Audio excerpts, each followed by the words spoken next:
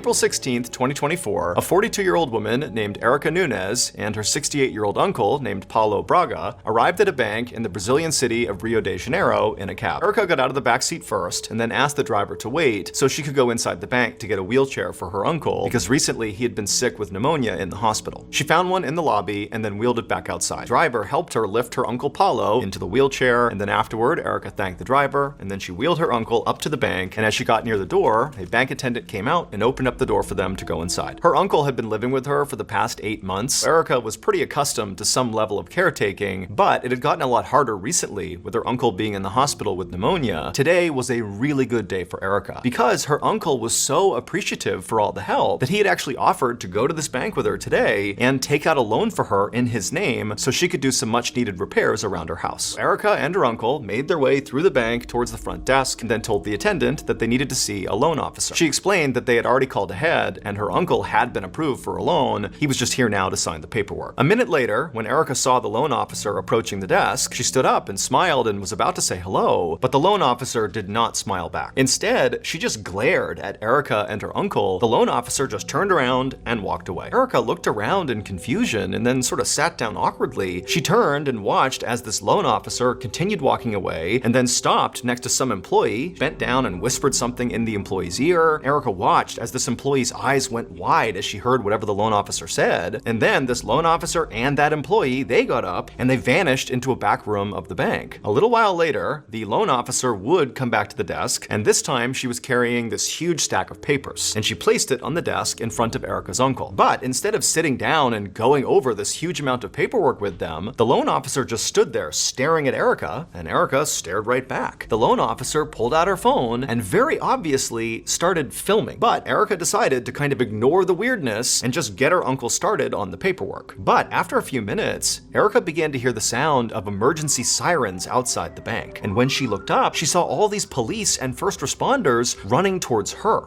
The video that loan officer shot that day of Erica and her uncle went viral in Brazil. In this video, Erica is seen smiling and attempting to help her uncle sign this paperwork, and she's obviously holding up her uncle's head. But her uncle is not weak from illness. Her uncle is dead. In fact, he had died hours before Erica had brought him to the bank. Now, Erica later claimed that she had no idea her uncle was dead. However, it was very obvious to everyone around her, which is why all the bank employees were acting so strange. Erica was arrested and held for 16 days before being released on bail.